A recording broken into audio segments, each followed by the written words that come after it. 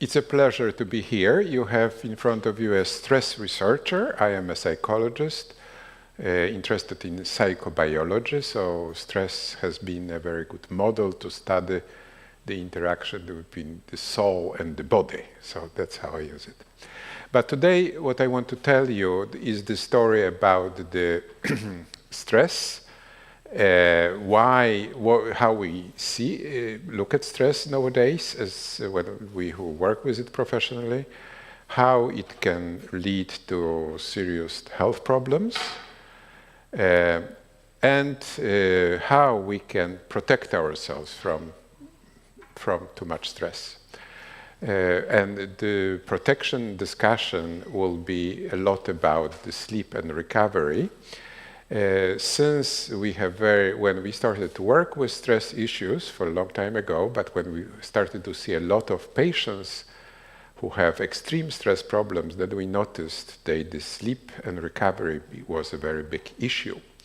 And to give you the major thought, which I will then follow throughout this seminar, is the idea that our body is built on a principle, here you have it, that more effort needs more rest and recovery, while we, in our modern life, do the opposite, right?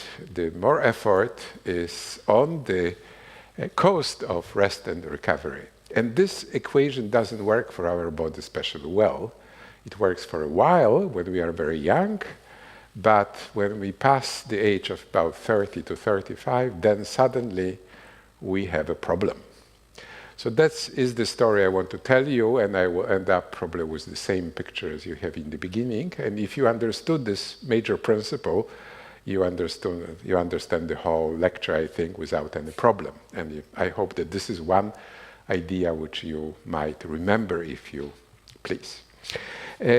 Sweden has been living a very isolated life, economically and socially, for a number of years, through the previous century.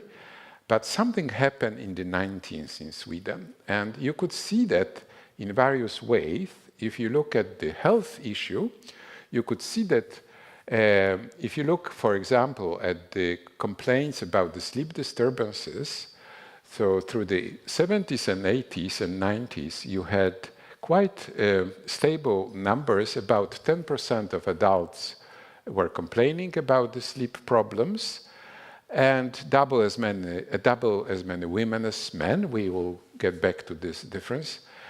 But the numbers were quite stable. But something happened from the 1995 to year 2000, when you suddenly have a dramatic increase of complaints. And now, year 2013, sleep researchers claim that about 1/5 of the adults in Sweden have sleep problems, and about 1/10 of adults have sleep problems which might require treatment. So this is something new happening, and I don't know if many of you were in Sweden during this time, but it was quite a dramatic change in social life in Sweden, which has occurred because Sweden had its own big economical crisis in the 1990s, which has been resolved, but at the cost of big changes in the society. One of the issues which you could see in those changes is the opening to the global market, which Sweden has done from that time, and actually became quite successful in this opening to global economy, but at the cost of enormous productivity increase in Sweden and reduction of the personnel, especially in the public sector. The second issue pertained to this change of what one is doing in Sweden as a major occupation. Sweden was a typical country with strong industrial sector. This industrial sector is now backing off. It's still there, but it's not that major as it used to be. And instead, we have increase of the service economy. So the service production and service export is becoming very big in Sweden. We also change our way of values in the society. So in the last generation, individuality became a major sort of value, while in previous generations, the group values were very important. And there is something which is called World Value Survey done in 60 countries, when one looks what is the major value in various countries. And Sweden is leading this survey in two issues. One is the degree of secularity, meaning that the belief in the bigger forces or God are not that popular anymore in Sweden. And the second issue is individuality, which is a big drastic change from the previous generation. And finally, is the connection business, digital connection business, where we all became connected about 10 years ago, and now everybody is,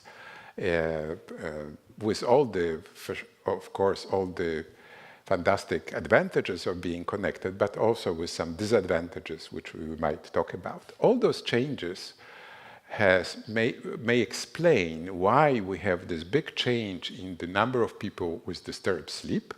And in this picture, I'm showing you women and men in 4 age groups. And the data is from 89, 2000, and 2005. And this is data representative for the Swedish population. And as you can see, we see this dramatic increase in complaints about the sleep disturbances from year 2000. And what is new is not only that we have this doubling, but also that we cannot distinguish anymore the young groups from the older groups. So the sleep disturbances are as normal now among the young girls and young women, or young boys and young men, as in the older groups. And this is something new and very difficult to explain what's happening, why our youngsters are now as affected by this new way of life as the adult population. What follows from this is also that the degree of tiredness has, of course, increased. And if you look at the same women and men in 4 age groups and the same data from 89, 2000, 2005, you can see that we also have a very dramatic increase in the level of tiredness, and especially in young women and girls. We also have quite an increase even among the young men, but the big jump is among the young women. And actually, young women is the group, which you can see in this picture. If we look at the stress-related symptoms, now we go through 1988, 1994 to 2003 in 4 age groups. And you can see among women and men a dramatic increase in complaints about stress symptoms, especially among the group 16 to 24 and 25 to 44. We also see this dramatic increase among the men, but this increase is not present anymore. It has been stopped around year 2005. 2003, 2005, but this decrease is not present among the young women. So this group is actually our new risk group of stress-related diseases in Sweden. And this we can see in our little clinic. We have a stress clinic for the people with extreme stress problems behind the Karolinska Institute campus, not far from here. And as you can see, the majority of our patients, 70% of our patients, are women, and the age group is 35 to 45. When we started this clinic about 13 years ago, our major group were the people born in the 1940s, as many men as women, and often from the public sector, like physicians and nurses and teachers. But now everybody from various occupations, and a lot of young people are coming to us. If you think about the term, the issue of stress, so it comes from the 30s, a Hungarian who moved to Canada in 1930s, his name was Hans Scheie. He wanted to study how our organism and other organisms are affected by the strain of various sorts. And he became quite known researcher during this time, wrote very popular books, but also has done a lot of basic research. And from this time, we have association. The stress means too much of something. When we talk in usual language, we say, well, I'm stressed, meaning that I have too many things to do, or too much, or too much effort, or too quick, and so on. When I came to this research in the 70s, the issue was if stress is effect of strain, why there are people who are not stressed, but they can work long hours, they can do a lot of stuff, they can be very efficient, and they can be very active through the most of the day. And we have done quite a lot of research about it, and the summary of that is that we understood that stress is not about just the demands put on our organism, but it also is, question is, what is the relationship to the resources we have as an organism, or as a person, or as a group, or as a family, or organization, to deal with those demands we are put on. So life situations in which demands and resources are not in balance, will our organism look upon as a threat to our existence, and it will evoke a feeling that something dangerous is happening. And this feeling of something dangerous is happening, this is what we call stress. So from this point of view, stress is like thirst or hunger. This is information that our organism is in a bad situation, and it's so unpleasant that we will be forced to do something about it. It won't disappear until we put our organism in balance again. So from this point of view, positive stress is not especially wise idea, because this is like positive hunger or positive thirst. I mean, that is what it is. It's information. Something is missing, in this case, the balance for our organism, and we will be forced to do something about it to put the body in the balance again. Are you following me? Is it okay how I talk? I was giving a lecture a few years ago for the doctoral students at your fantastic university. And in the middle of the lecture, a young guy raised and said, "Aleksander, can you speak a bit faster?" That was the lecture about stress. So you could understand that his time frame was different than mine. It wasn't. Anyhow, so one issue which become one consequence of this changed definition of stress is that stress is not anymore just the demands, but the imbalance between what is required and what we can produce. What are our resources? From this follows that our research concentrated a lot, not about just the demands, but also what are the resources you need as an active person to deal with demands of a present life. And this, I will summarize for you our research about this issue of resources in a while. The second consequence of this change of definition of stress was also that even the opposite imbalance will our body probably interpret as something very dangerous. Life position in which there is too little demands on our talents, on our abilities, on our energy, on our economical ambitions. In this life position, when we started this research in the 70s, Sweden had an idea that everybody should have a place in the economy or in the country. So there wasn't such a big issue, but now, 30 years after, now in Sweden in 2013, you have about 17% of adults who are in full-time away from the work market. And it's even worse for the younger people. So you have about 1 million people, 1 million adults, who are more or less feeling being outside, left outside from the active society. And among this group, there is a lot of pressure, a lot of stress, a lot of sleep disorders, a lot of stress disorders. So when in our clinic you have somebody who has been working 16 hours, and then you have somebody a day, and somebody who has been unemployed in 4 or 5 years, people don't understand each other, but they have the same symptoms, and I will try to explain why.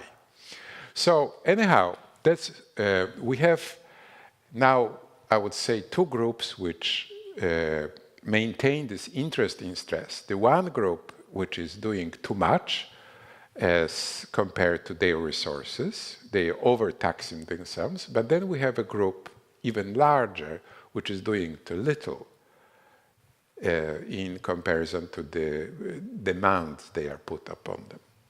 So that's why the stress issue is still quite interesting in our society.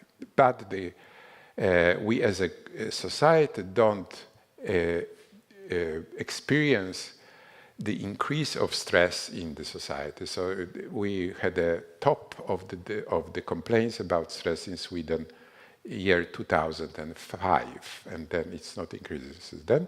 However, the experience of demands is still increasing, but we don't complain about it. This is not true for KTH, because as it looks like from the surveys that the experience of stress is increasing. So you might have quite a special situation around this issue in your school. Our body is quite well equipped to deal with the issues of imbalance of this sort. And we call those reactions, which our body is pre-programmed for, we call them stress programs. And basically, we can do 3 things. We can try to solve the problem using our big computer, our new brain.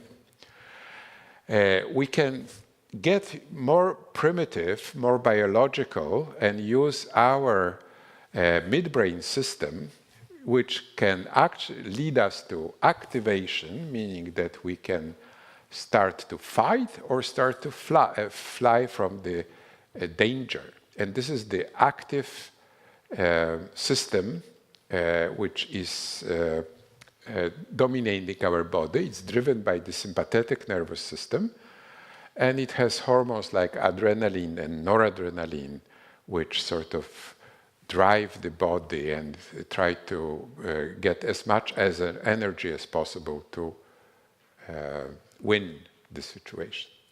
In case we feel that the danger is very large, but we have no chance to do something active about it, we feel defeated.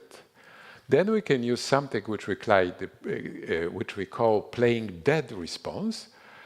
We are dominated by the brake system in the body. It's called parasympathetic part of the autonomic nervous system. It doesn't have a special hormone because this is run by the acetylcholine, and a nerve which goes from the central nervous system. It's called vagus nerve, which has a ability to slow down all the organs in the body. And this reaction is reserved for the situation in which we feel hopeless and helpless. In that case, we hope that we disappear and the danger will go away. So this is how we are programmed. We have this program with many other animals, and we are quite good at that when we need it. So while in this fight and flight program, we will be very active and do a lot of stuff to try to solve the situation, in case of passivity, displaying that program, we'll just give up, we'll just try to disappear, And since we are dominated by this system of slowing down, which also is involved in the collection of energy, in that where we're dominated by this program, we will be very hungry for everything which you can misuse, like sugar, fat, alcohol, nicotine, other stimulants, sleeping pills, tranquilizer. And some of my colleagues who study this reaction say that those stomachs which sometimes grow on us from time to time, it's not necessarily the sign of welfare, but it's rather a sign of hopelessness and helplessness. We're trying to get the energy. Body is sort of, the logic in the body is that we are saving energy for this future fight, which might happen when the chances are better. Are you following me with this idea? So in that case, we sort of like, we are like a car standing on the red light, going on the fast motor rate, and at the same time we are not moving. It's quite a peculiar situation, and it can be quite devastating for our organism if it goes on for a long time. And both the fight and flight response and plague death response also have a help hormone, which is called cortisol, which is a miracle medicine, which will be secreted in the big numbers because it helps us to get energy, to collect energy and to use it. So cortisol will be behind both the fight and flight and plague death response. We know where in the brain those reactions, the more primitive reactions, are directed from. If you look behind the eyes, if you go in the midbrain, we have two structures, which are, you have here in the enlargement. This structure is called amygdala, and amygdala has the ability to remember the situations or the pictures of the situations which are very dangerous for us as a species. So would you like, for example, spiders and snakes and heights and fire and a lot of people? We have that pre-programmed in this system. It's not just amygdala, there are other structures around, which are called limbic system, which remember what is dangerous for us as a species. But then, when we go through life, we stop in this system all the situations which were really dangerous for us. So we have patients in our clinic who stop in this system, for example, logotype of Ericsson or Karolinska Institute or whatever, I mean, probably even Coteau you could put there. And then when you go through life and you see those symbols, you react to those symbols as you react to spiders, snakes, heights, fire, and a lot of people. Meaning that the amygdala would try to start one of those reaction systems to help us out from this dangerous situation. And unfortunately, once in amygdala, always in amygdala, because the logic of it, those are the situations which turn to be very dangerous for us, so would be unlogical to take away memories of those situations throughout our lifetime.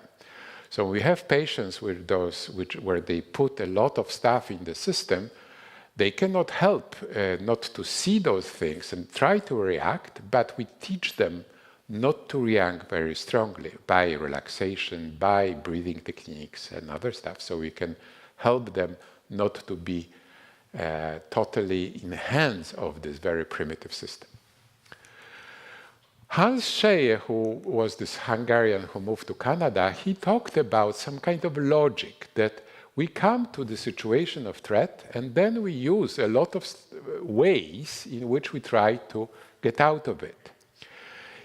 And the system is built for short-term use. So, or we eliminate the threat, we come back to the balance situation, or we just disappear. Now, the modern person living in the life we live now can find itself in a situation in which both you cannot take away the threat and you cannot disappear, right? For example, you have a situation where you have a boss who is threatening you and you cannot change job, or you find yourself in an economic situation in which you cannot solve immediately. It may take years before it will be solved, or diseases.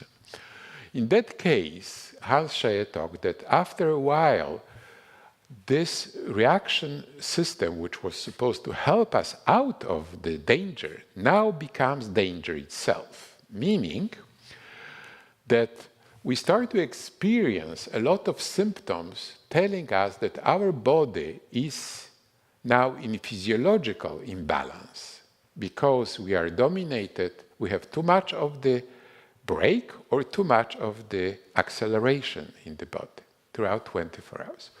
And the signs of that could be, first, the sort of major sign of that are sleep disturbances. We'll come to sleep discussion later on. But you can have two kinds, because depending if you are in a fight or flight, then you will have difficulty falling asleep, early awakening, nightmares. You probably remember those quite well, right? From your own experience. But we also can find ourselves being very sleepy and sleeping too many hours and waking up and being very tired. And this will be more of the playing dead response, which dominates our body, our system. Energy disturbances, overactivity in fight and flight, and tiredness in the playing dead response. Mood disturbances, discontent, anger, anxiety, irritation, panic, anxiety, if we talk about those active emotions, or rather depression or low mood when we are in the playing dead response, dominance. And finally, we also have various kinds of cognitive problems. Because you cannot concentrate, you have too many thoughts in case of fight and flight, or you cannot remember things because things are happening so fast for you, or if you are playing that response, you are just empty in your head. You have no daydreams, you have no thoughts, you cannot concentrate on anything. And finally, physical symptoms. In the first case, fight and flight, this is the overactivation, signs of overactivation of the body. But if you are in a playing dead response, then we experience muscular problems, and also we have our sensitivity for pain increases a lot because the autonomic nervous system, that part of the nervous system also is involved in the pain sensations. So we have quite a lot of warnings that we are on a way to something which can be a real problem for our organism. And now this life imbalance can now lead to the physiological imbalance which will dominate our body 24 hours a day, meaning too much acceleration or too much of this braking, of the slowing down of the system. And when that happens, then we disturb systematically those major functions which our body has to deal with throughout the life to keep its integrity as a body and also as a species. So, and the first theme which our patients talk about when they come to us with those serious stress health problems is their problems with reproductive activity. Here you have, I've been in Louvre and found those guys looking at the problem. And the issue is the stress hormones are the hormones which burn energy. They use energy, while the sex hormones, meaning testosterone and estrogens, are steroids which help to build up the body. So the logic of the system is that probably the logic is that if you fight for your life, there is no time to have children. I mean, that was the basic. But the wiring of this endocrine system is that if you are dominated by the hormones which are burning energy, then you will have less of the hormones which are building up. So then the level of both testosterone and the estrogen decreases, which leads to uninterest in sex function, but also difficulties in performing, and also the mother problem for younger people with the fertility can be connected to this issue of imbalance in stress hormones. The theme number 2, which is even more profound, is the question of renewal of our body. And I don't know if you are aware of it, but in the last 20 years, we have an explosion of research around this regeneration of our body.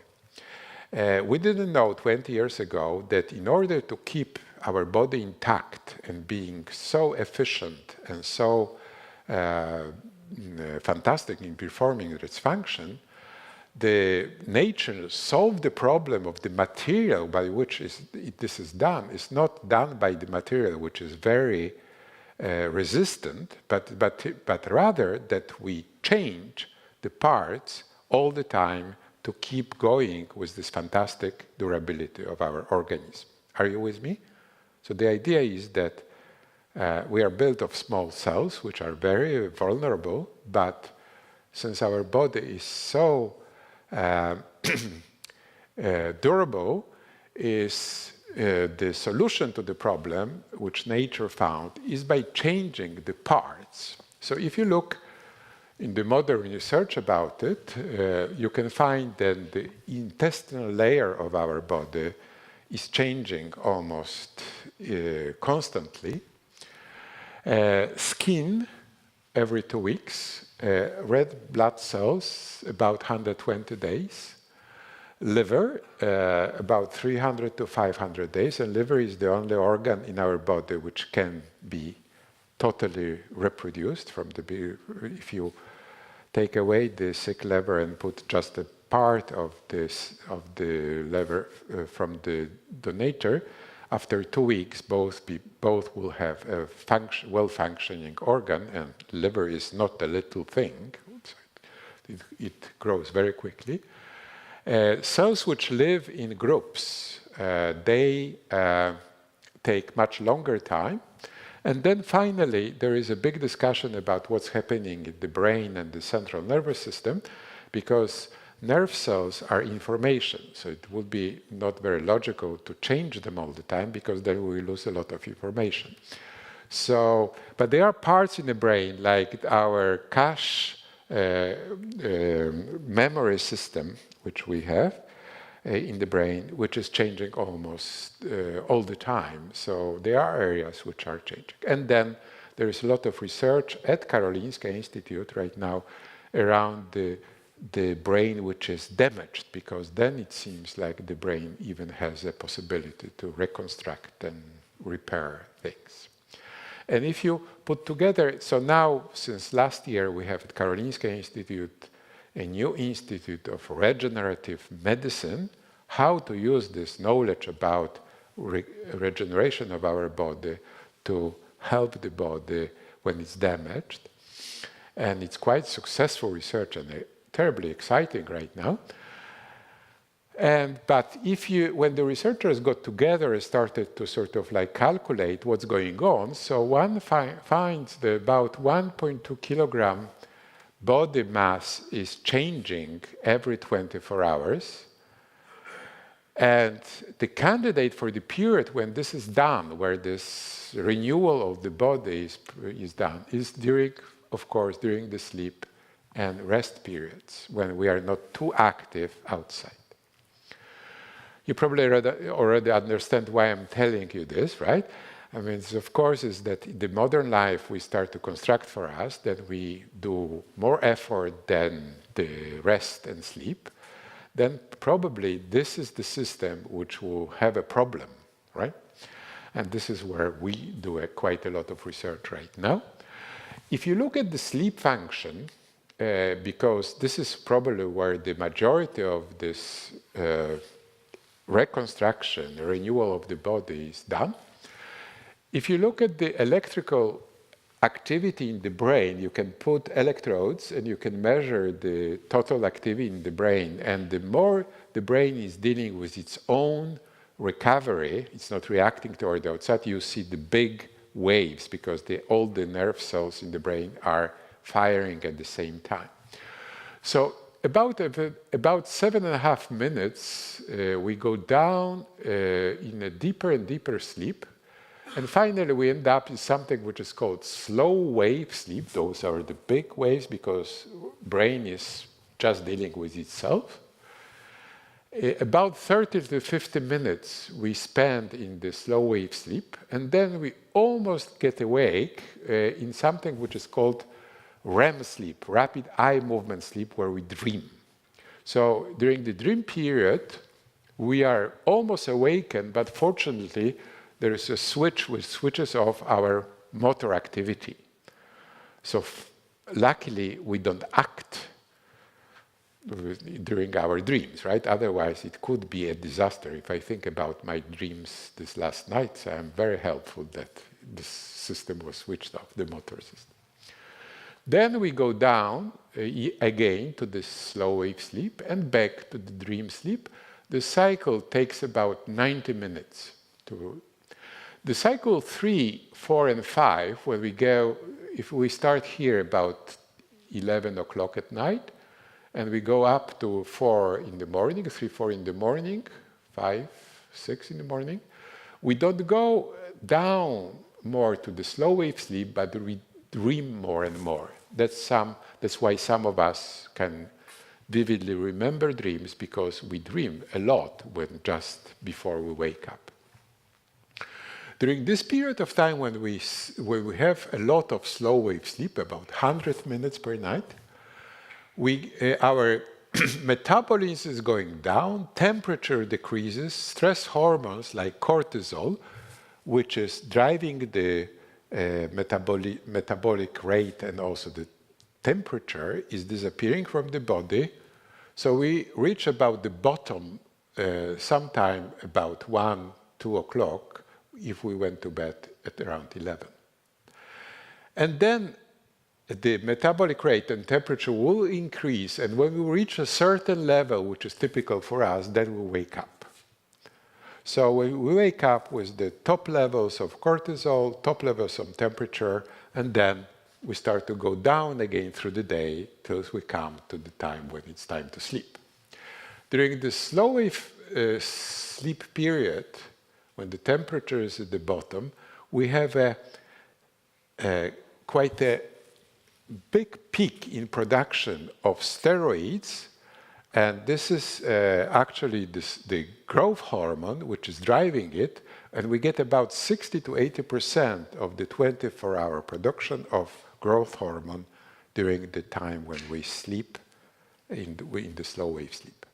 So the sleep researchers think that the first part of night is for repair, physiological repair, regeneration, and also some parts of the memory function. While the other part of night, this is about when we pass this bottom level about 2 o'clock at night, is more for memory function.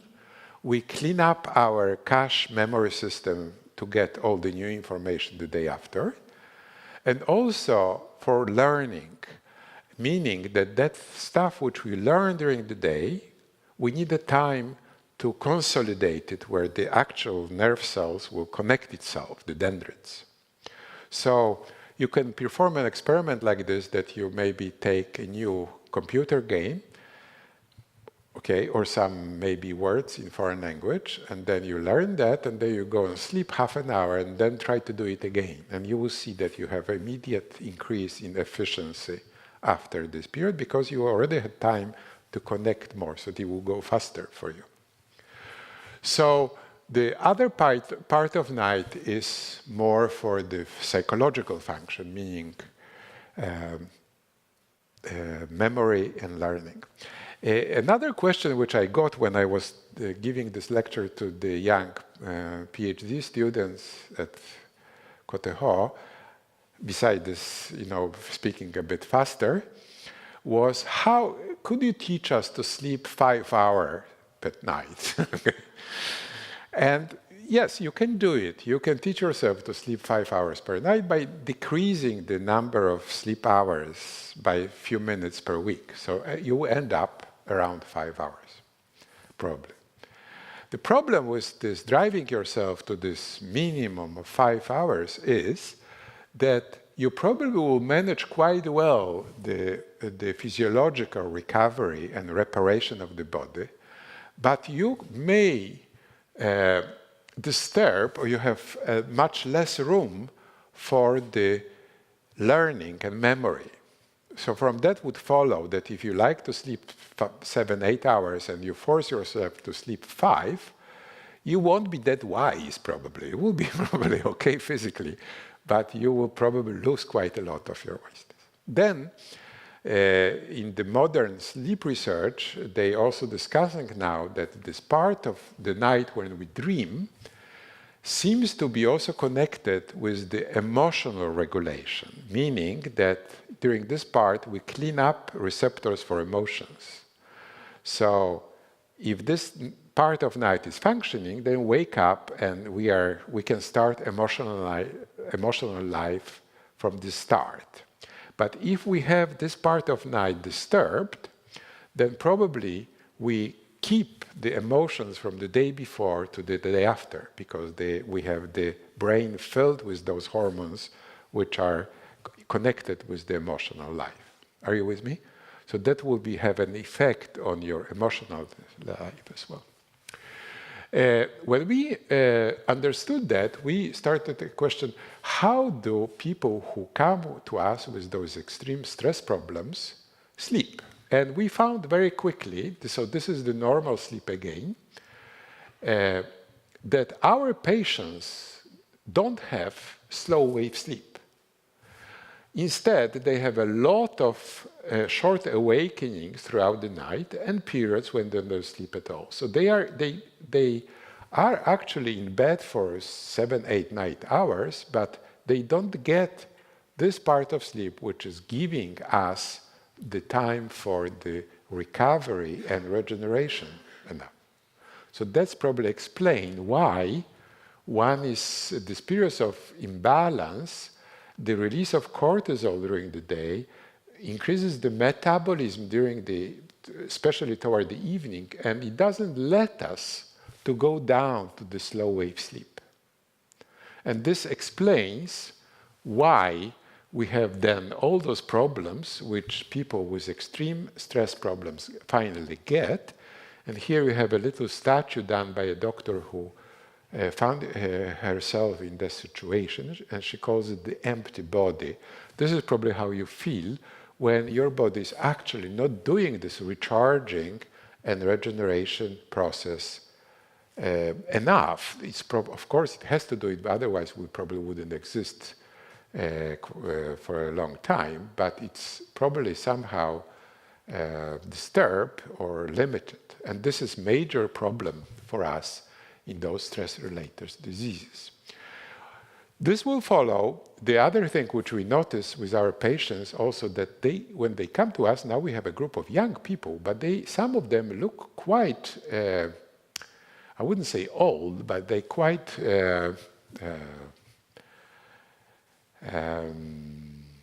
what the word to use for this? Well, they are quite taxed, I would say.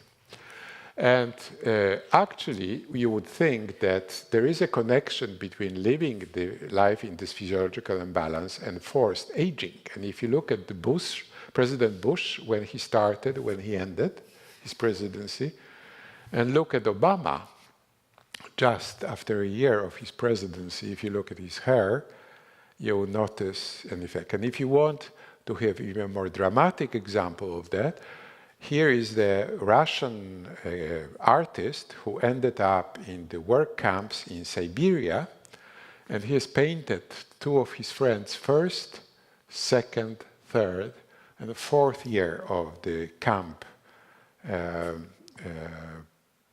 time in those terrible conditions. And we also now are doing studies about, if you can measure actually the acceleration of the aging if you find yourself in the life position which is not physiologically right for us. So this ends the discussion about what is stress. Stress is imbalance between the resources and demands. How stress leads to disease. It leads to disease because if the reason for being stressed doesn't disappear, then our body will come into physiological imbalance produced by the stress programs. And they, in turn, will lead to problems for our body, mainly the issue of recovery and regeneration probably is the major problem for our body when we end up in situations of physiological imbalance during the long time. I would suggest that maybe we take like 5 minutes break, and then I will continue with what is a defense for stress. So I hope we talk about some more positive things about the protection. Not the activity. Activity is just to get food and everything. So the body will always get what it needs in terms of sleep, if we let it get. The problem with modern life is that we don't let it get what it needs, really, because we are too active, right, or disturb it. So basically, we shouldn't worry about sleep if we live quite normal. So the body will fix it. Yeah? Yes? Yes? If you take medicines, we have two kinds of medicines. If you take medicines which let you fall asleep, which are the modern kind of medicines, then you will fall asleep and then they stop functioning. So you have the normal sleep function. But you have those a bit heavier medicines for sleep, which are made to keep the being asleep for a longer time. And some of those medicines will do that, but they will disturb your slow wave sleep. So you will sleep not that deeply. So the problem with medicines is that they can be quite efficient, but they don't work when you don't use them. So you need them all the time, and when you need them all the time, then you have a problem because they won't work that well after a while because you get used to it, and they have some. So it's always good to supplement it with maybe other methods, which I will talk about. Yes? Yes?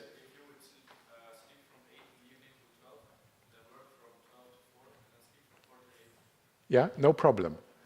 Basically, this sleeping like 7-8 hours at the one session is a new thing. Apparently, like 100 years ago in Sweden, people went to bed at winter time around 8 o'clock or something. Yeah, so the 12 was a midnight, and then you woke up for a while and did a lot of things, and then you fell asleep again. So there is no real reason to sleep, continuously. You could also sleep like 4 or 5 hours and get 2 and 3 naps during the day. It would be no problem either. If it works for you, it's fine. So there is no, this logic of this night is not that doesn't mean that you have to do it in one piece, so to speak. Are we? Yes. And the brain is has a simple mathematics around it. It measures the ATP, which is kind of an energy indicator, and then it gives us 3-4 minutes of slow wave sleep for each hour of wakefulness, and it gives us 8 hours of sleep if we are awake 16 hours, right? So there is a simple mathematics which works for the sleep function in our brain. Okay, so we come back to the sleep issue again in a moment, but I wanted just to give you a bit of a list of the things which we know help us to prevent stress. And here is the picture of Niki de Saint-Phal statues in front of the Modern Art Museum in Stockholm, just as a picture against the picture of this empty body, which the doctor sculpture I showed you before. And we know what actually are the themes which are protective in terms of stress. And the first of them is the issue of control, social support, meaning what we're doing, feeling that we are worth to be on earth, and finally that we have some reasonable life habits when rest and sleep is taken care of. And very shortly, if you think about the term of control, the issue here is that you are feeling that you know what's going on, that you have resources for doing things you want to do, that you have influence, and also you get feedback from what you're doing from or your superiors or for your colleagues. And in the occupations where you're dealing with new things or other things, then it's very good to have also ability to develop further, to learn new things and so on. So one can say that the demands and control are connected. And when I work as a psychologist, somebody comes to me and tells, I suddenly cannot go down to the subway or get on a flight or take an elevator, leaving literally control over my body, then my next question is, or the first question is, where in your life demands has increased on you so much that you have this direct need of control over your organism, because those two issues are connected. The issue number two has to do with the feeling of social support, that you are not feeling very lonely. And in that case, is a question of that you feel that you have support from your superiors and appreciations and awards, and then you are a team. And this is men's health. For women's health, this is not enough, because you also have to feel that you have in your family sphere also a lot of love and support and so on. That makes women's health a bit more complicated, because men are so, and even younger men in our studies show that that the social support issue is very much connected to the work issues, to the work group and so on. The theme number three is the issue of the meaning. Why should I be in the situations which are demanding if I don't feel that I have a reason for it? So life situations or work situations where we feel that we're doing something very meaningful for us, or we feel that we get good rewards for what we're doing, will motivate us. But life situation in which we lose this feeling will be, of course, a problem for us, especially if we are supposed to be very active and tax our resources. Then comes the issue of self-esteem. The self-esteem issue I am going to discuss in a separate lecture, but to just shortly, I would just say that we have a simple questionnaire made by an American, Rosenberg, and here we have those major 10 questions. Some of them are formulated negative, some positive, as you can see. Patients in our clinic, they respond to this questionnaire on the maximum level, negative level, meaning that one doesn't feel that one has a right to feel, to be on earth. Nobody gave us this right somehow, and we live through life feeling that we have to somehow find this or live through life to compensate for this feeling of very low self-esteem. We can compensate. Another short questionnaire done by our colleague Leonard Halsten. Those are simple 4 questions. I hope that you can see that. And this is, you cannot see that. Well, I sometimes think I try to prove my worth by performing well. Question number 1. Question number 2, I sometimes feel I have to be a bit better than everyone else to be okay with myself. Question 3, my self-esteem is too dependent on how I perform my daily duties. And finally, I sometimes feel I am an inner compulsion to accomplish something valuable with my life. So those are very simple questions, not specially exaggerating, but Leonard Halson calls them performance-based self-esteem, meaning that we connect the feeling of low self-esteem with the willing to compensate by performing. And people who feel like that, in Swedish we call them, we try to call them prestationsprinsessor, which is a very positive formulation. In English, it was difficult to find the word for it, so we call them the performance freaks. And those are the people who will be very engaged in the things they do. They will have very difficult to say no.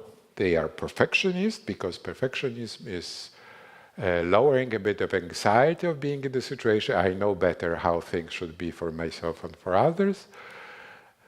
One chooses often a demanding occupation. One becomes a doctor or a journalist or a researcher or so on. And even the small programs become gigantic and finally very difficult to wind down when one is going on. And the people like this, they can be very successful because they are very motivated, right? They work all the time to heighten the feeling which they are missing, or to recompensate for the feeling they're missing of own value.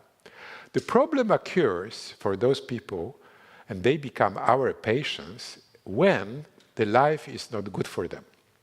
So my colleague at Stockholm University has done a study where she asked students from Stockholm University to do a math test. She divided them to people who are like this and who are not like this.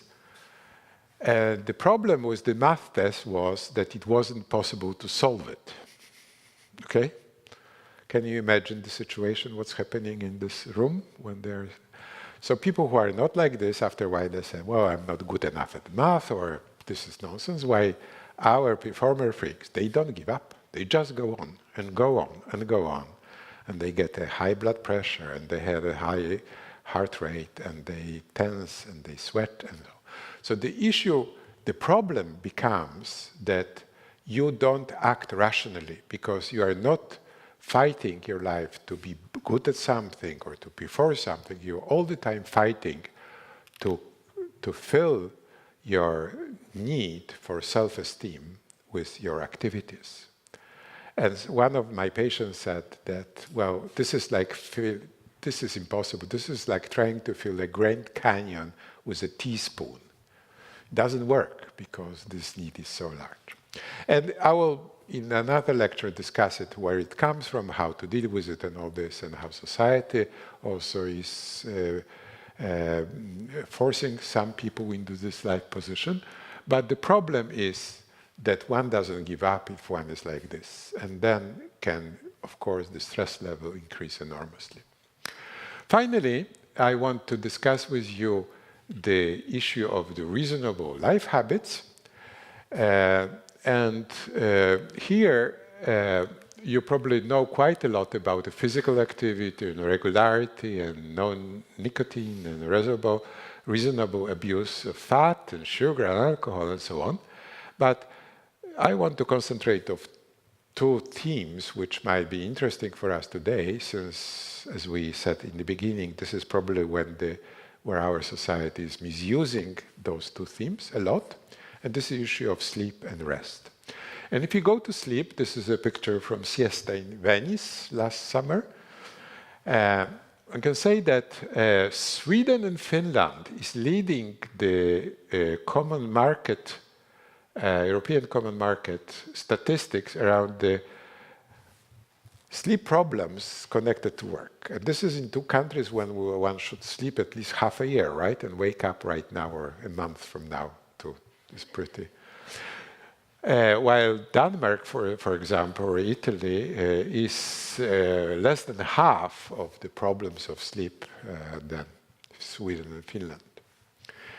If you look at the simple performance measure, and you have a group of people who sleep 7, 8 hours throughout the 8 days, there is no problem with performance. If you reduce their sleep to about 6 hours, there is a slow accumulation of the performance problem. If you reduce it to under 5 hours, day 3, they start to have a problem. If you don't let them sleep at all, here, there is a study of the stock exchange players? No, how would they call them? Stock exchange market dealers. They play a game and you don't let them sleep, and after 32 hours, everybody is going break in this game. So about 32 hours is our limit how we can go on and perform without sleeping, basically. In Sweden, we have doctors whose duties can be longer than 32 hours, which sometimes can be quite dangerous. In average, year 2008, Sweden went down under 7 hours average sleep time. As you can see, there is a variation, and quite a large variation, but the majority of people would want to sleep 7 to 8 hours. If you let people sleep in the laboratories or in the caves when they don't see light, everybody ends up after a few days around 8 hours of sleep. Women want to sleep about 20 minutes more. And often sleep is divided by 2 parts. You sleep 4 hours, then you wake up a bit, like what we said about that you don't have to sleep like the whole time. So around 8 hours we end up with. But as a collective, we went, now are we under 7 hours, and probably the sleep time is still decreasing in the society. There is quite a bad statistics about the sleep time before, but some researchers claim that 50 years ago, the sleep time, average sleep time was 1 hour in average longer than we have it now. So there is something happening here which might be that we are going under some kind of biological limit, which can be a problem for our organism. If you had a bad night, this is a brain, this is a frontal lobe, this is the front part of our brain, and this is the underactivity. So after one bad night, our frontal lobes are under activity, meaning that we are bad at decisions, but we also don't check our emotional life, which is going on here. So we are more emotional, more aggressive, and so on. You know this, right? How you feel when you didn't sleep that night, the day after. There is something like the beauty sleep. Our colleagues have made a study in which they show pictures of people who slept the whole night and half night. Can you see where this guy slept half a night? Was it here? Yes. And apparently, when we look at the face which slept enough, we consider those people as prettier, smarter, happier, and healthier. And we are quite good at actually recognizing tired people. Probably it was dangerous to deal with, since we know about these frontal lobes, it was dangerous to deal with people who are tired, right? A new aspect of this issue, since I told you that even the youngsters have now problems with sleep and shorten their sleep hours as well. So we have done a study in 2 schools in Stockholm, very ambitious schools. And we did a data collection in the first grade of the high school. The people were around 16 years old. And we had quite a large group of students. And if you look at the sleeping hours during the school days, this is the yellow color, you will see that about 20% sleep under 7 hours during the, and this is the age group, when you are 16, you're supposed to sleep around 9 hours in average throughout the week.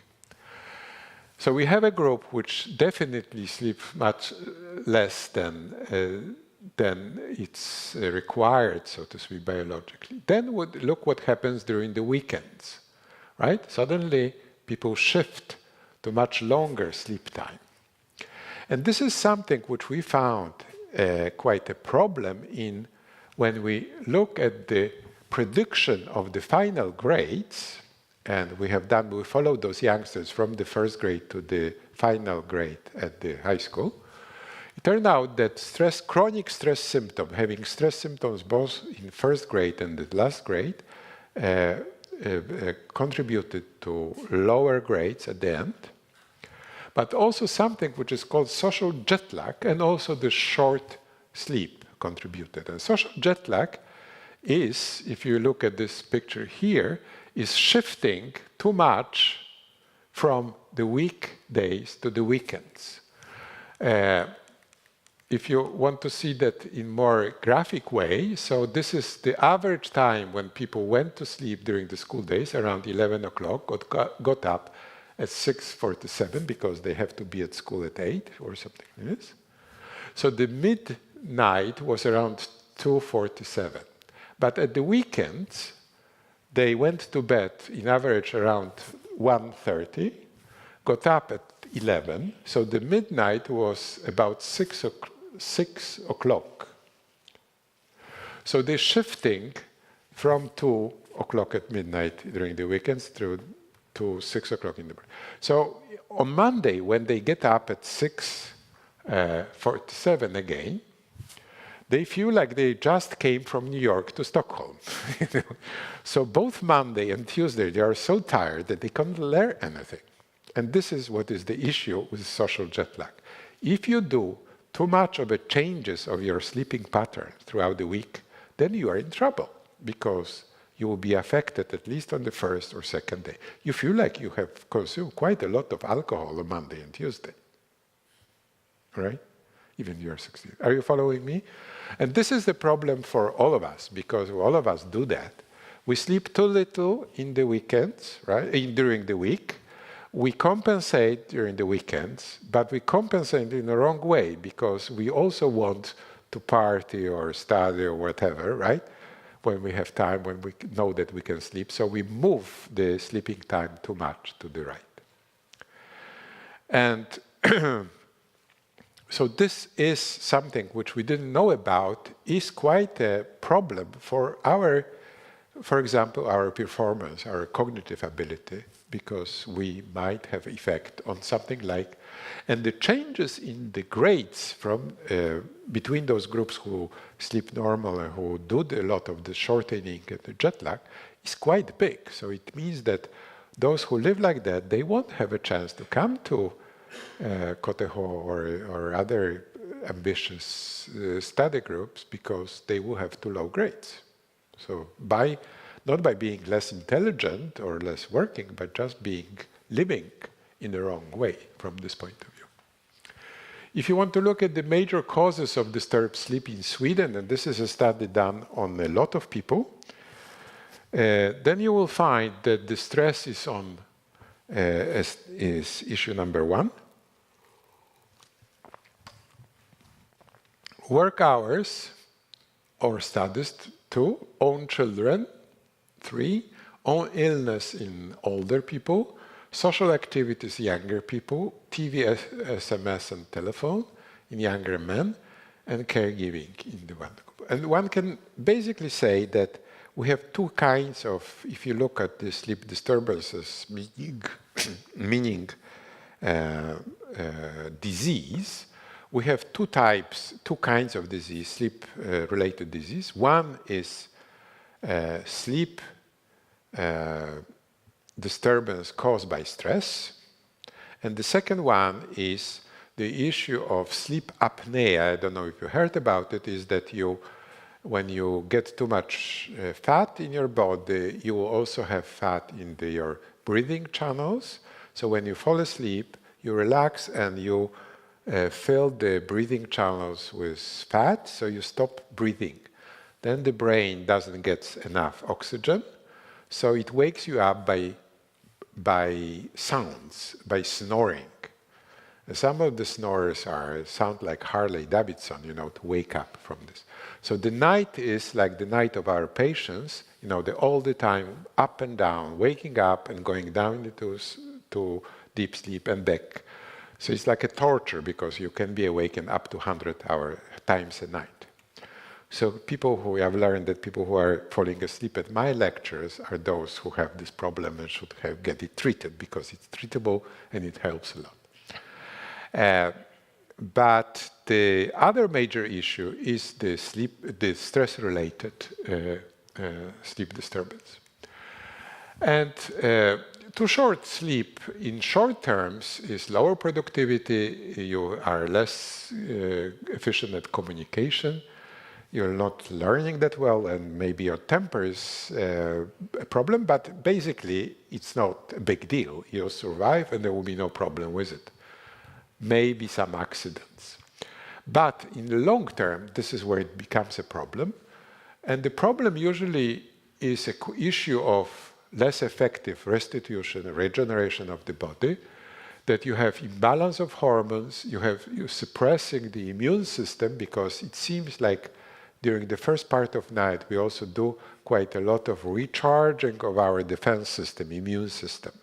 So it's fixed, so it will be efficient when we are awake. And then maybe less pretty and less sex drive, which we've talked about before. But you also have a quite serious increase of risk for ischemic heart disease, for gastrointestinal problem, for diabetes. There is now an increasing diabetic problem, the adult diabetes in Sweden and in Scandinavia. And it seems like it is connected not only to the weight increase in our population, but also to the too short sleep.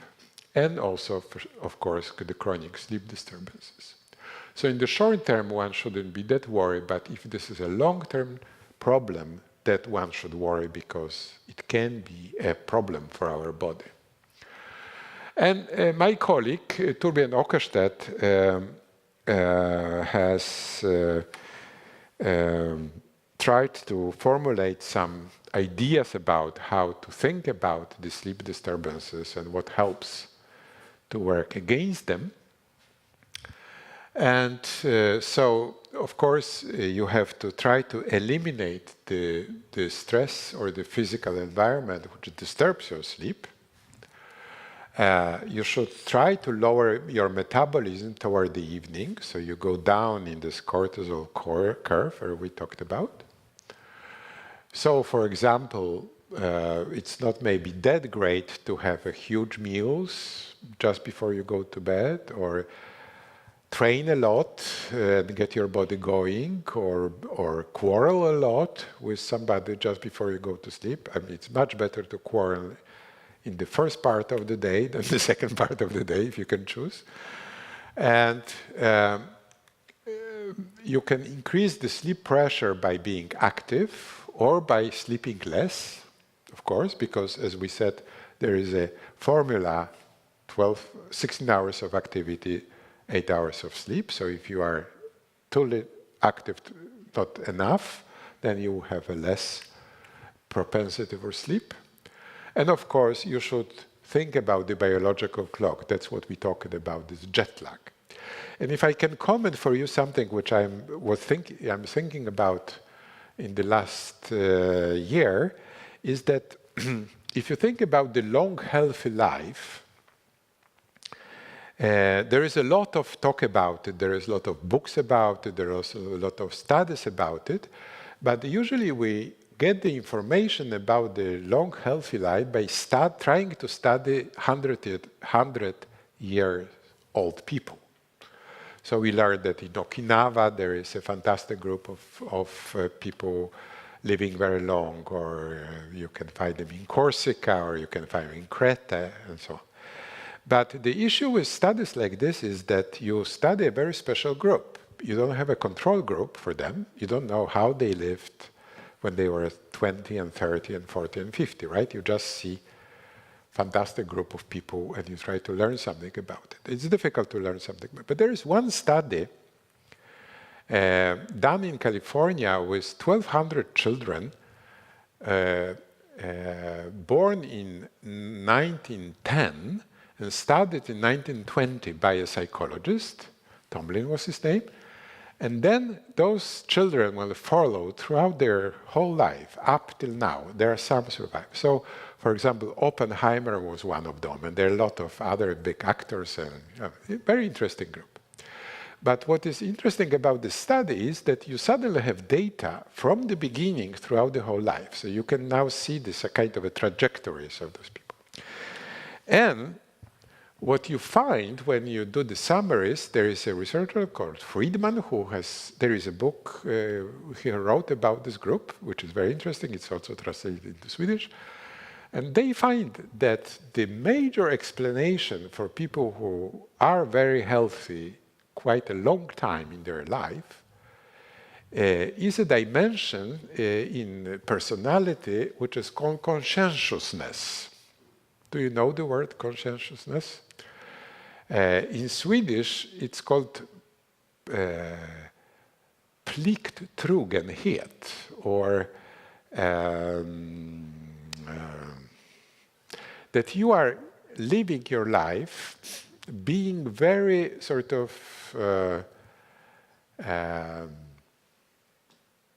dutiful, without much changes, being very consequent in life. So you don't do too much to the left, to the right, you just go on like this through the whole life. This is called conscientiousness. This is actually one of the 5 personality dimensions in the psychological research, the basic personality dimension. So those people not necessarily are happy or unhappy, or they are very successful or less successful, but they live very regularly throughout their whole life. So I got very interested, how was their sleep pattern, how they rested. So I sent the mail to this man Friedman a week ago. I got an answer today that actually didn't look at it yet, but they are going to look at it. So I'm very happy. It will be very interesting to see that probably we'll find that those are the people who actually lived a good regular life, and that they followed the life routines so the cells could live a normal life without much disturbances, right? This is basically our basic biology we're talking about. So I think that taking care of biological clock could be very important for us, that we actually don't disturb this body too much throughout the life. It is a bit boring, isn't it? But if you have a goal of living a healthy, long life, that's what you probably will have to think about, if you can. You have, in order to sleep well, you have to eliminate the reasons for too much activation. So less tasks, lower ambition, sick self-esteem in the other things than work, avoid some people maybe, so you are not too much provoked. And if you have unreasonable working hours and you have sleep disturbances, so don't do it. Don't go for shift work, or don't go for too much work travel throughout the time zones, because you will be affected more. Simple sleep hygiene. In Sweden, it is important to have a dark room, right? As you notice right now, suddenly you have to really close your... we have too warm in Sweden in our sleeping quarters. Usually it's good to have warm in the bed, under the cover, but cold outside. So you get cold air in, which helps to fall asleep. And also that you have reasonably good bed. The stimulants are coffee and tea. Sits in our body. The half time for tea and coffee is about 6 hours. So it takes quite a long time. So don't stimulate if you have a problem with sleeping. And avoid hunger, or if you are used to coffee, then drink coffee, because then the body will miss it. So, you have to find a way around this. Technique, learn relaxation.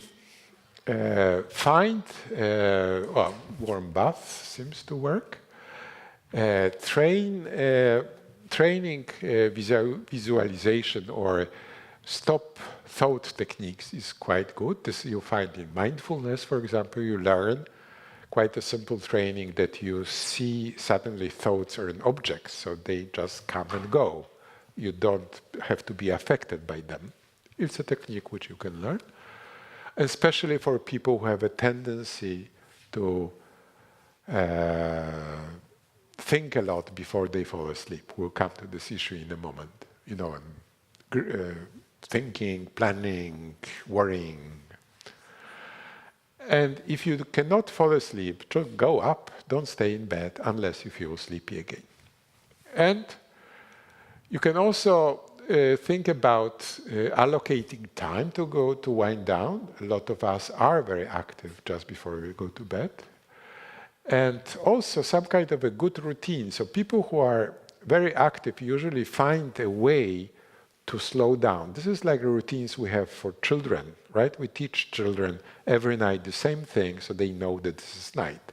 This is even adults maybe need.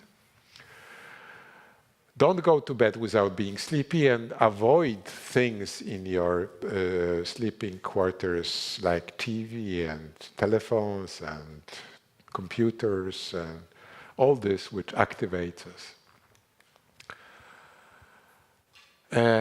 Now, usually we sleep quite well because we sometimes think that we sleep badly, but our ability to judge our sleep is not that great because we are asleep, right? So we cannot really very well judge how we sleep. But actually, the thing to worry about is the stress-related insomnia we talked about. And here are the criterions for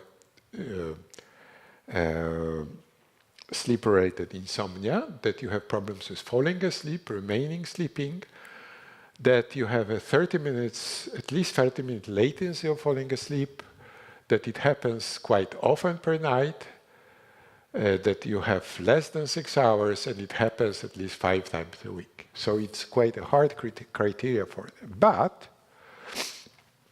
if you don't feel tired during the day, there is no problem.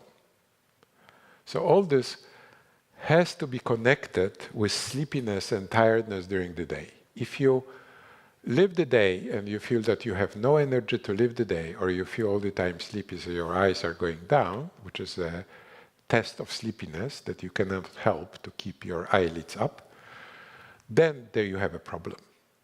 If you are not tired during the day, and if you are not sleepy during the day, so it doesn't matter how you slept.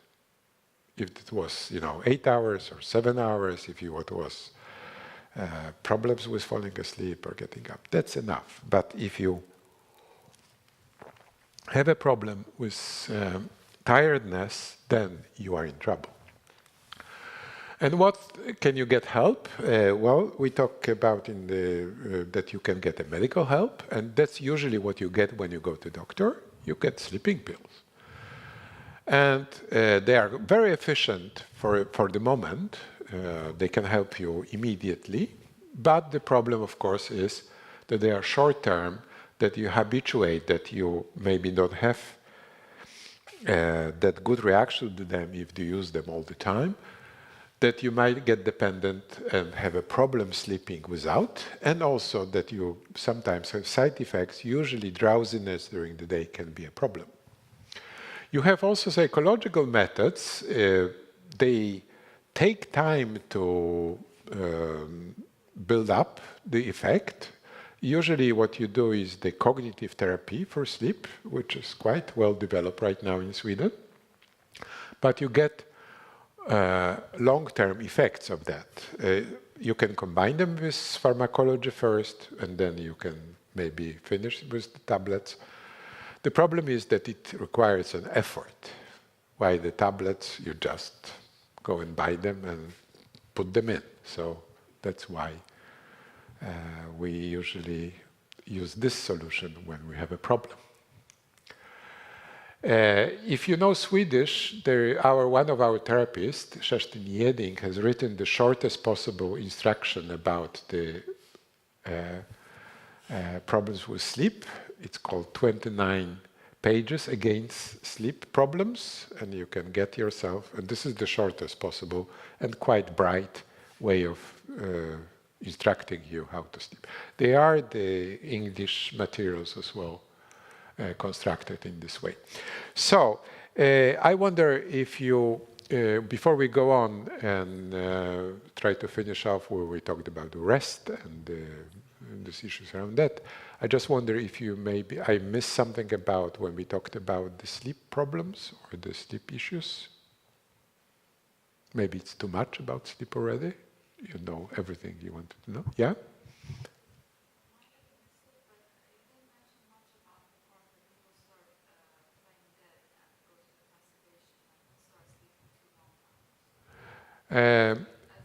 Yes. So the question was why people sleep too long, go to this playing dead issue, right? The reaction, and probably have no enough of the real sleep because they sleep too not too deep, so to speak. And there the issue is that the body is in the stage of some kind of defense against the possible danger, and it tries to somehow to make us invisible, to switch us off, but at the same time we are loaded with stress hormones. So this is like the passive but very I would say very stressful life situation for us.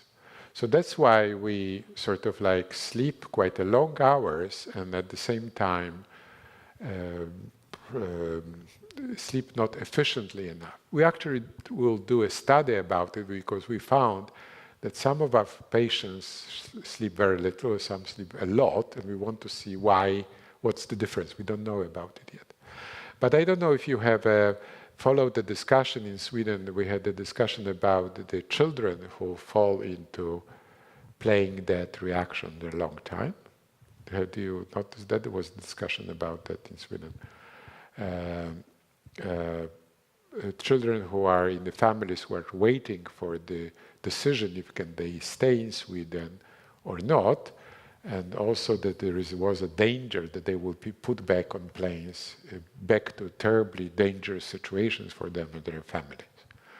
So one never, since that was a sort of like a very political discussion in Sweden about misusing the system, all this, so one never done a real research about children like this. But one can suspect that this is a situation when this playing dead reaction is taking over the whole body. This is nothing new because it's known in physiology from before, but it was a sort of a problem in Sweden, never really solved or discussed seriously because it became so political in Sweden. So. Yes, anything else you wanted to? Yeah, I hope. Seems like you're quite happy with what we said up till now about sleep, I presume. If we go finally to the issue of rest, I just wanted to remind you maybe that in the European culture at least, or Christian culture, you have this tradition of monasteries. And the monasteries were the places built from the 10th century where you could find a place to have a connection with those big forces like God or in life. So that was a very privileged place for the people to be like that, to live like that. That was the most dream situation in life. And I found rules for the monasteries, Benedictine monasteries from the 12th century, when you can read that the 24 hours should be divided by 8 hours of sleep, 8 hours of active life, production of things and taking care of things, and then 8 hours of something which was called vita contemplativa, time for contemplation.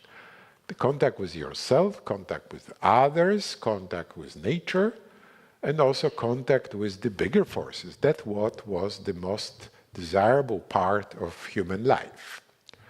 Only about 200 years ago in our culture, vita activa became the major goal in life. So was not before. Before it was the vita contemplativa, the most privileged part of life.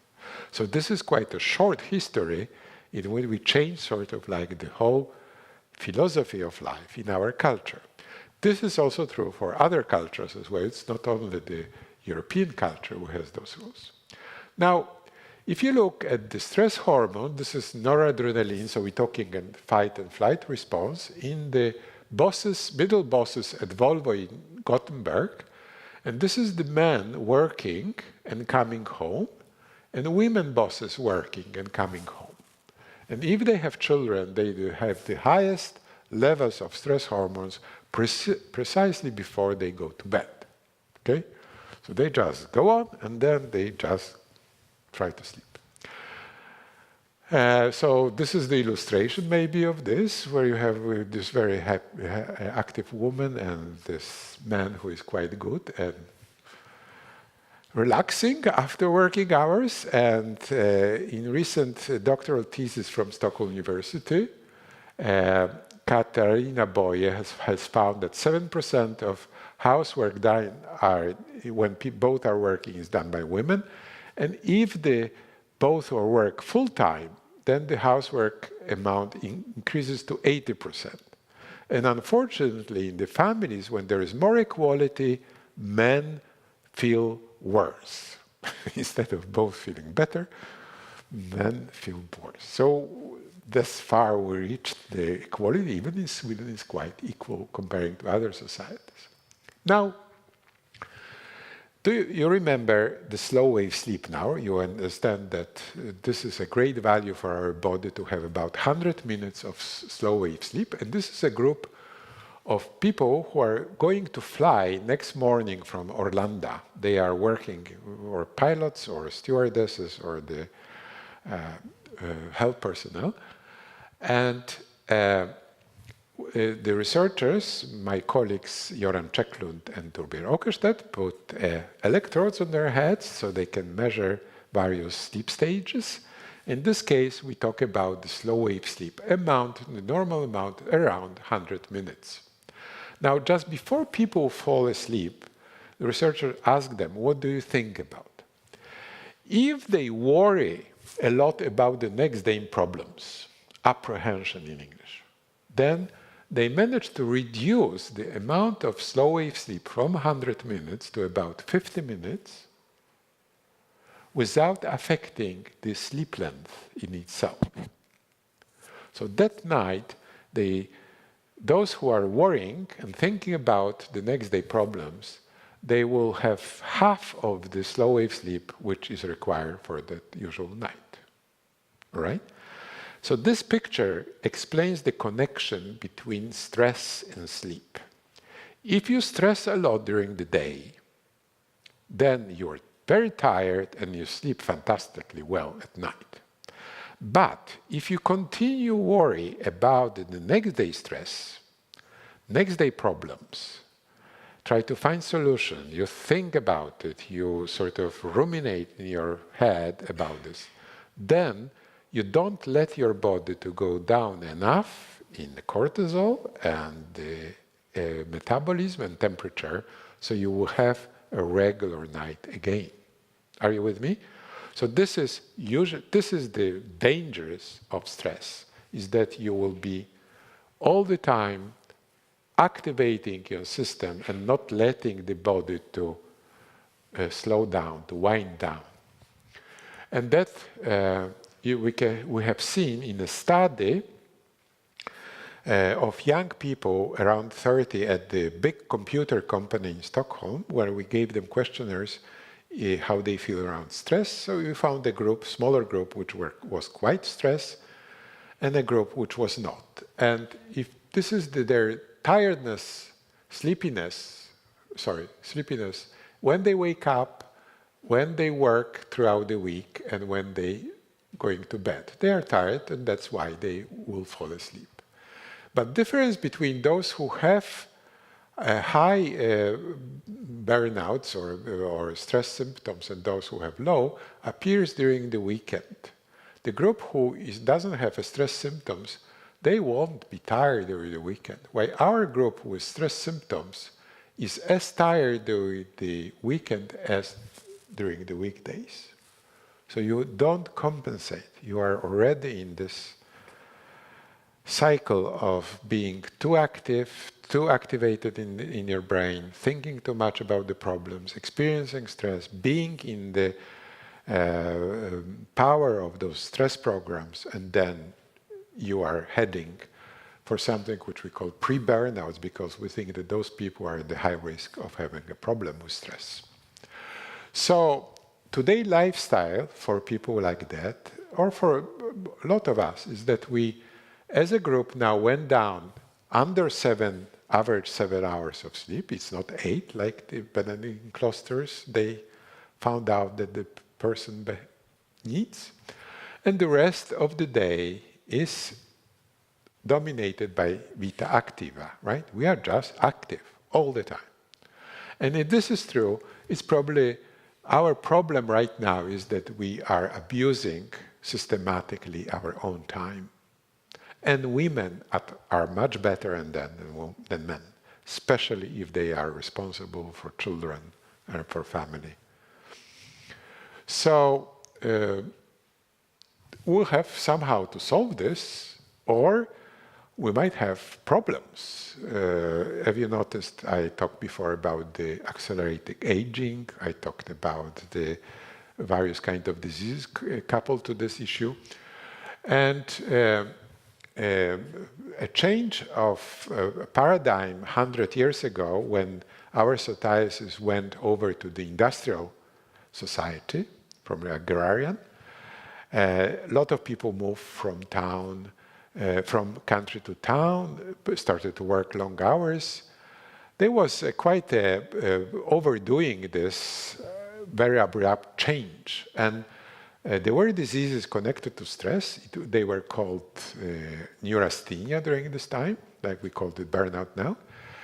But they also came, when there was a big paradigm change, there was also some kind of reply to those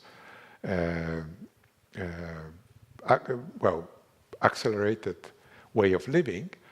So there was a beginning of the labor unions who started to fight about the work hours and all this. There was political parties, social democracy came, to law systems and all this, technology also. And I found a picture from northern Sweden from 1899, from the first May demonstration. So the main issue was the voting rights for women. 100 years ago, they didn't have it in Sweden. But I also found a side parole which looked like this. That was the labor movement's reaction toward those abrupt changes 100 years ago when the industrial era appeared in Europe or in the Western world. Now, 100 years ago, I don't think we have any movement which is going in this direction, right? Maybe slow food movement, if you think. But what we have is something which is potentially a problem for us. And now you probably don't see that well in the slide, but what I'm showing you is that a few years ago in the British Museum, there was an exposition about how various cultures deal with diseases. So there were shamans and masks and various things. But in the middle of this big hall in British Museum, a British artist made a weave, the material in which she put all those 14,000 tablets which average Brit will get throughout the lifetime. So the issue here is that there is a danger that we will, instead of finding a more wise way of living, which is more suitable for our body, we will rather use pharmacology to adapt to the lifestyle, which is probably biologically not that great. Because if you look at the consumption of the most used tablets in Sweden or in the Western world, those are the tablets which are supposed to help us to live a life which is biologically not that great. Sugar decreasing tablets, fat decreasing tablets, slowing us down, falling asleep tablets, antidepressant tablets, right? Anti-anxiety tablets, pills. So if you think about it, this is a pharmacological strategy developed by our society to live probably a life which is biologically not that wise. What will be consequence of this is difficult to know. Since I told you that tiredness becoming a big issue in our country, so the producers of the pharmacological means of living life which is not great are now coming with anti-tiredness tablets or pills, which are already used quite a lot among the students, researchers in the East Coast in the States. They usually let you can go on for 20 hours, sleep 4, and be quite okay the day after. So there will be a lot of new tablets coming, or the pills coming on the market around the tiredness issue, which will become a problem. So I will leave some time for maybe question or discussion, but one can maybe summarize what I tried to tell you today is that the stress protection is very much about the issue of being in charge of one's life, if you can, both work life but also the private life, feeling that you are not lonely in the life you live, that you have partners or you have people you can share the demands put on life for us, feeling that you have a deep meaning in what you're doing. In the long run, you somehow have to be really motivated, or you at least feel that you have good rewards for what you're doing. We have a bit of a problem in the public sector in Sweden that some of us feel that we are using resources which the private economy is producing. So we have a little bit of problem with being proud about things we're doing, taking care of people, educating people, and so on. We've been quite defensive about those values, which should be defended. One shouldn't deal with one's self-esteem as an issue, and it's easy to say for people who have this problem to begin with, but one can deal with it. And also this ability to wind down and to sleep, which one should protect independently of what's going on around us. And then I would like to finish off with this, what I started, that we should remember that there is a rule built in our organism, which has to do with the idea that the more effort, the more rest and restitution, because that's how we are wired up. And we cannot go on doing the opposite, because there would be a problem for us. If you would know Swedish, there are 2 books which I and my colleagues have written about those issues. So one is about this burnout issues of the sleep-related disorders, and the other one is about the low self-esteem and the dealing with it. So this is toward the young people who are overdoing this issue of self-esteem. We also have a site which is site about the stress and sleep disorders. It's called stressmottagningen.com. If you want, this is not a health site, this is a disease site. And also on your website at the KTH, you have those lectures both in Swedish and English, and some material around those lectures with some more detailed ideas what to do. I feel like I talked enough. And thank you that you listened to it. It was very enjoyable to talk to you. So thank you very much. Thank you. Yeah.